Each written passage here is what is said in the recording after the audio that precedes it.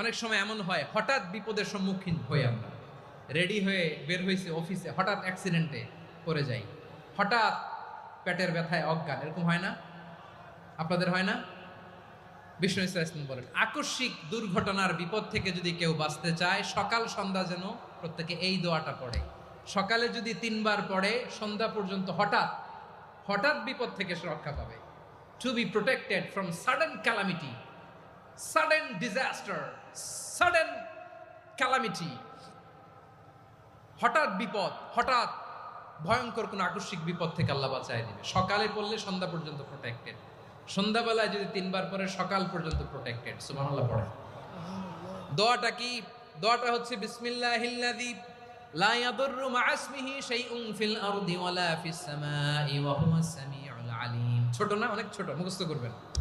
বিসমিল্লাহিল্লাযী লা ইয়াদুররু মা ইসমিহি শাইউন ফিল আরদি ওয়ালা ফিস সামা। ওই আল্লাহর নাম নিচ্ছি, যে আল্লাহর নামের বরকতে আকাশ জমিনের কোনো কিছু কারো কোনো ক্ষতি সাধন করতে পারে না। তিনি সর্বশ্রোতা, সর্বজ্ঞ। সুবহানাল্লাহ পড়েন।